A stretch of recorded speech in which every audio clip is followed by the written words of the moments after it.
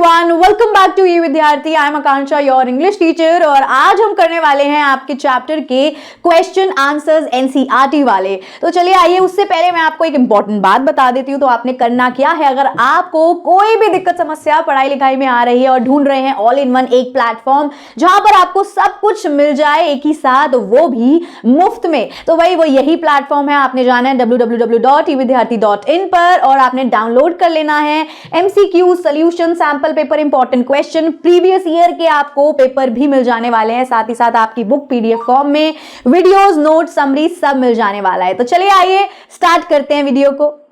नमस्ते बच्चों, वेलकम। चलो आज हम इंग्लिश की कुछ इंटरेस्टिंग एक्सरसाइजेस सॉल्व करते हैं। ये है हमारा latest learn section.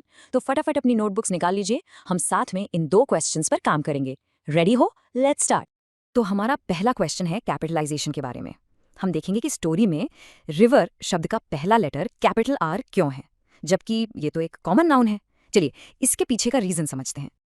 Okay, so question है, You have learned that naming words are called nouns and only proper nouns begin with a capital letter. Why has the author used a capital letter for the river even when it is a common noun? और एक clue भी है, Has the river been given qualities of a human being? तो बच्चों, जैसा कि आप जानते हैं, nouns naming words होते हैं। Proper nouns जैसे कि किसी का नाम, जैसे गंगा या दिल्ली, कैपिटल लेटर से शुरू होते हैं। लेकिन रिवर तो एक कॉमन नाउन है, तो ऑथर ने इसे कैपिटल आर से क्यों लिखा? चलो इसका आंसर अपनी नोटबुक में लिखते हैं। ओके, आंसर का पहला पार्ट है, the author uses a capital letter for river to personify it. यहाँ पर एक बहुत इंपॉर्टेंट वर्ड है पर्सोनिफाई। पर्सोनिफाई करने का मतलब होता है किसी नॉन ह्यूमन चीज को, जैसे कि रिवर, ट्री या मून को, इंसान जैसी क्वालिटीज या कैरेक्टरिस्टिक्स दे देना। आगे लिखिए, giving it human like qualities such as the ability to speak, think and offer advice. इसका मतलब है कि ऑथर ने रिवर को इंसानों जैसी क्वालिटीज दी हैं, जैसे कि स्टोरी में रिवर बोल सकती है, सोच सकती है और सलाह भी दे सकती है।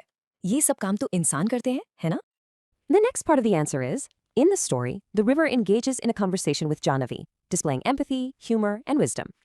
स्टोरी में रिवर जानवी से बात करती है और बात करते वक्त वो एम्पैथी दिखाती है, यानी दूसरों के दुख को समझना, वो ह्यूमर यानी मजाक भी करती है और विजडम यानी समझदारी भी दिखाती है। और आगे, which are characteristics of a human being. बिल्कुल, ये सारी क्वालिटीज, एम्पैथी, ह्यूमर और विजडम, ये सब तो इंसानों की ही कैरेक्टरिस्टिक्स होती हैं। और ये रहा final part, this personification elevates the river to a character-like status, justifying the use of a capital letter as if it were a proper noun. तो इस personification की वजह से रिवर अब सिर्फ एक नदी नहीं रह गई, बल्कि एक कैरेक्टर बन गई है। और जब वो एक कैरेक्टर है तो उसे एक प्रॉपर नाउन की तरह ट्रीट किया जाता है, इसीलिए उसका नाम कैपिटल आर से लिखा गया है। समझ आ गया? ग्रेट, बहुत अच्छा। क्वेश्चन 1 तो हो गया। अब चलिए हमारी नेक्स्ट क्वेश्चन की तरफ बढ़ते हैं। क्वेश्चन नंबर 2 साउंड वर्ड्स के बारे में है। हम कुछ ऐसे वर्ड्स सीखेंगे जो अलग अलग तरह की आवाजों को डिस्क्राइब करते हैं। मजा आएगा। पहले इन साउंड वर्ड्स और उनकी मीनिंग को समझ लेते हैं। फर्स्ट है श्रीक्ड, यानी तेज हाई पिच्ड आवाज में चीखना। फिर है स्प्लैश्ड, जैसे पानी छलकने की आवाज। मर्मरिंग होता है धीमी आवाज में लगातार बात करना या फुसफुसाना। सॉब का मतलब है सिसक सिसक कर रोना। रसल होती है सूखी चीजों की आवाज, जैसे पत्तों या पेपर की। गैस्प्ड मतलब हैरानी या डर से अचानक सांस लेना। रैटलिंग मतलब किसी चीज के हिलने से होने वाली खटखट की आवाज। नॉइजी तो आप जानते हैं, बहुत शोर करना। और वेल्ड का मतलब है दुख या दर्द में जोर से रोना। अब इन वर्ड्स को यूज करके इन ब्लैंक्स को फिल करना है। चलो पहले सिचुएशन को समझते हैं। इमेजिन करो कि क्लासरूम में टीचर आंसर पेपर्स लेकर आ रही हैं। सारे बच्चे बहुत एंग्शियस हैं। अब हम देखेंगे कि इस सिचुएशन में कौन सा साउंड वर्ड कहाँ फिट होता है। चलो एक एक करके फिल करते हैं। The classroom grew noisy as the students noticed the teacher carrying the answer papers. जब बच्चों ने टीचर को आंसर पेपर्स के साथ देखा तो क्लासरूम में शोर बढ़ गया। तो पहले ब्लैंक में आएगा noisy, बिल्कुल सही। Next, as the teacher turned the pages with a rustle, the children gasped, wondering what comments awaited. जब टीचर ने पेपर पलटे तो पेपर की आवाज आई, उस आवाज को कहते हैं रसल। और उस आवाज को सुनकर बच्चों ने गास्प्ड किया, यानी उन्होंने टेंशन में सांस रोक ली। आगे देखो, Someone wailed in frustration, and the V-murmuring of the students steadily increased. शायद किसी बच्चे के नंबर अच्छे नहीं आए तो वो फ्रस्ट्रेशन में wailed किया, यानी दुख से रो पड़ा। इसे देखकर बाकी बच्चों की murmuring, यानी धीमी आवाज में फुसफुसाहट और बढ़ गई। और लास्ट सेंटेंस है, Finally, when the teacher praised the students for their excellent performance, the students V shrieked with excitement. जब टीचर ने सबकी तारीफ की तो सारे बच्चे खुशी से श्रीक्ड किए, यानी खुशी से चिल्ला उठे। तो लास्ट ब्लैंक में आएगा श्रीक्ड। परफेक्ट। अच्छा, स्क्रीन पर इस वर्ड को देखिए, कैटामरान। ये इंग्लिश का वर्ड लगता है ना? पर पता है इसकी जर्नी शुरू हुई थी तमिल लैंग्वेज से। वहाँ एक वर्ड है कैटुमराम, जिसका मतलब होता है टाइड वुड। Amazing, right? ऐसे ही कितने सारे इंग्लिश वर्ड्स हैं जो हमारी इंडियन लैंग्वेजेस से आए हैं। तो चलिए आज उन्हीं में से कुछ को एक्सप्लोर करते हैं। Okay, so let's dive right in. चलिए बच्चों, देखते हैं हमारे पहले 4 स्पेशल वर्ड्स। रेडी हो जाइए इनकी कहानी जानने के लिए। तो ये रहा आपका पहला क्वेश्चन। आपको इन वर्ड्स के मीनिंग्स बताने हैं और ये भी कि ये कौन सी इंडियन लैंग्वेज से लिए गए हैं। So the words are number 1 karma, number 2 sahib, number 3 chutney और नंबर 4 गुरु। क्या आप गेस कर सकते हैं? थोड़ा सोचिए, टेक योर टाइम। चलिए अब अपने आंसर्स चेक करते हैं। अपनी नोटबुक में आराम से लिखिएगा, ठीक है? नंबर 1 है कर्मा। इसका मीनिंग है एक्शन और deed. What you do comes back to you. और ये वर्ड संस्कृत लैंग्वेज से लिया गया है। अब दूसरा वर्ड देखते हैं, साहिब। ये a respectful way to address a man के लिए यूज होता है और ये वर्ड हिंदी और उर्दू दोनों से आया है। ओके। थर्ड वर्ड है चटनी। इसका मतलब है अ स्पाइसी और स्वीट सॉस। यमी। ये वर्ड हिंदी से लिया गया है। और हमारा फोर्थ वर्ड है गुरु, यानी अ टीचर और स्पिरिचुअल गाइड। ये भी संस्कृत लैंग्वेज से आया है। बहुत अच्छा बच्चों, आई होप आप सबने आराम से नोट कर लिया होगा। तो अब हम अपने अगले 4 वर्ड्स की तरफ बढ़ते हैं। Let's continue our journey. तो हमारे नेक्स्ट वर्ड्स हैं number 5 veranda, number 6 jungle, number 7 areca और नंबर 8 पैलिनक्विन। इनमें से कौन सा वर्ड आपने पहले सुना है? सोचिए इनके बारे में। चलिए इनके भी सही जवाब देखते हैं और लिखते हैं। नंबर 5 है वरांडा। इसका मतलब है a roofed open area outside a house. ये हिंदी से आया है।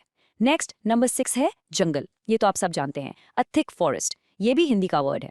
अब नंबर 7 देखिए, अरेका। इसका मीनिंग है a type of palm tree. Its nut is chewed. देखा, ये वर्ड मलयालम लैंग्वेज से आया है। How cool is that? और हमारा आखिरी वर्ड है पैलिनक्वीन, यानी a covered seat carried on poles. ये वर्ड संस्कृत से लिया गया है। तो चलिए क्रॉस सेक्शन से शुरू करते हैं। हम इन हॉरिजॉन्टल शब्दों को एक एक करके भरेंगे। हमारा पहला क्लू है a large vessel for transporting goods और पैसेंजर्स बाय सी। इसका मतलब है कि हमें समुद्र में सामान या यात्रियों को ले जाने वाले एक बड़े जहाज के लिए 4 अक्षरों का एक शब्द ढूंढना है। क्या हो सकता है ये? और सही जवाब है शिप। चलिए इसे भरते हैं, SHIP। देखिए ये 1 अक्रॉस वाली जगह में बिल्कुल आसानी से फिट हो गया। अब बारी है दूसरे क्लू की, a small vessel for travelling on water, यानी पानी पर सफर करने के लिए एक छोटा जहाज। ग्रिड में हमें पहले से ही O और T अक्षर मिल चुके हैं, जो एक बहुत ही अच्छा हिंट है। बिल्कुल सही जवाब है बोट। चलिए इसे 2 अक्रॉस में भरते हैं, BOAT। ये भी एकदम ठीक बैठ गया। ठीक है, तीसरा क्लू है a flat floating structure for travelling across water, यानी पानी पर तैरने वाला एक फ्लैट स्ट्रक्चर। अगर आप ग्रिड को देखें तो ये 4 अक्षरों का शब्द R से शुरू होता है। क्या आपने गेस कर लिया? ये शब्द है राफ्ट। चलिए इसे जगह पर रखते हैं, RAFT। बहुत बढ़िया। हमारा आखिरी अक्रॉस क्लू है अ बोट और शिप ड्रिवन बाय स्टीम, यानी भाप से चलने वाली नाव या जहाज। ये शब्द S से शुरू होता है और R पर खत्म होता है, और ये शब्द है स्टीमर। चलिए इसे भरते हैं, STEAMER। और इसके साथ हमारे सारे अक्रॉस शब्द पूरे हो गए। हमने सभी अक्रॉस शब्द भर लिए हैं। अब बारी है डाउन क्लूज की, यानी वो शब्द जो ऊपर से नीचे की तरफ जाते हैं। 5वां क्लू है a small light narrow boat pointed at both ends and moved using a paddle. Grid से हम देख सकते हैं कि ये C से शुरू होता है और बीच में एक N भी है।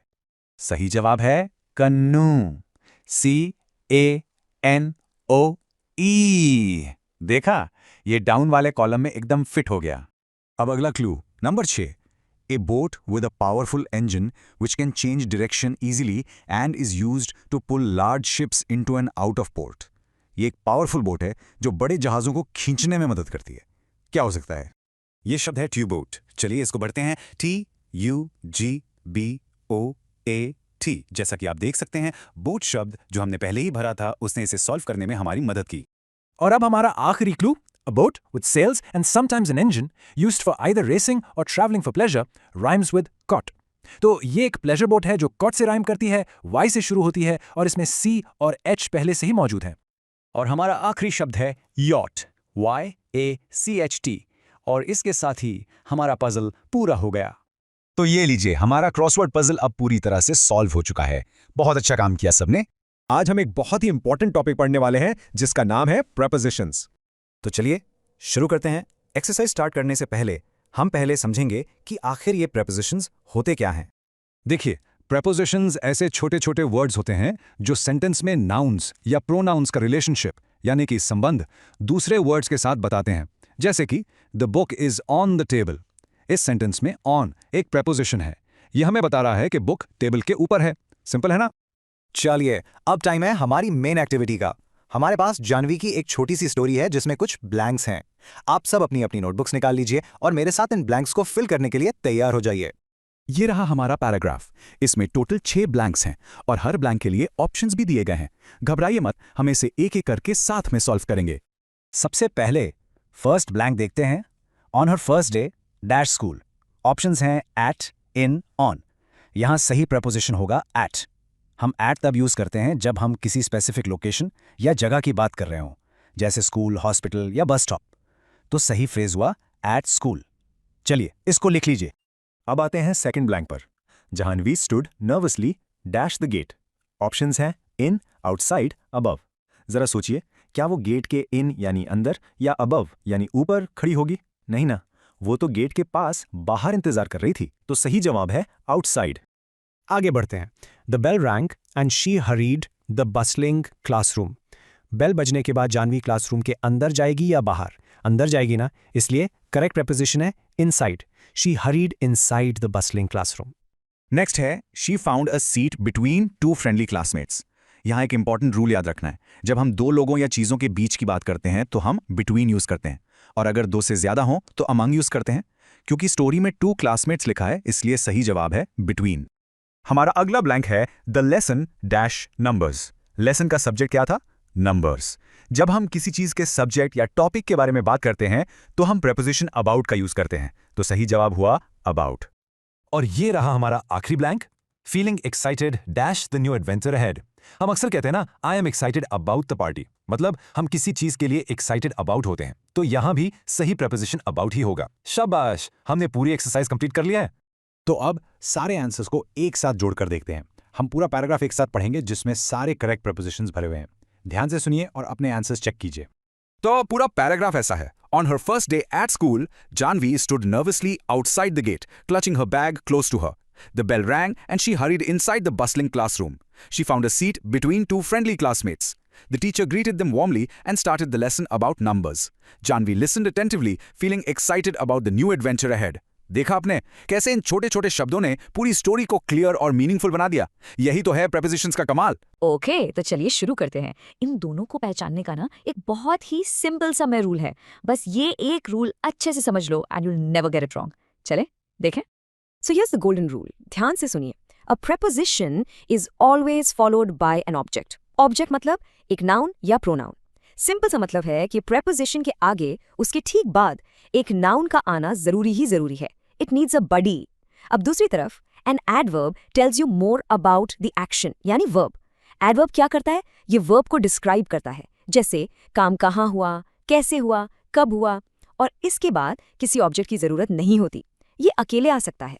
चलो इस रूल को एग्जाम्पल्स के साथ देखते हैं, तब और क्लियर हो जाएगा। फर्स्ट देखो, she rain up the stairs. यहाँ पर अप के बाद क्या आ रहा है? The stairs, right? और स्टेयर्स क्या है? एक ऑब्जेक्ट है, एक नाउन। तो हमारे रूल के हिसाब से अप यहाँ पर एक प्रेपोजिशन हुआ। सिंपल। अब दूसरा एग्जाम्पल देखो, शी रैंग मी अप।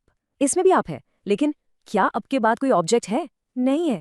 यहाँ अप वर्ब रंग को मॉडिफाई कर रहा है, इसीलिए इस सेंटेंस में अप एक एडवर्ब है। देखा ना, एक ही वर्ड अप, लेकिन दोनों सेंटेंसेस में उसका काम अलग अलग है।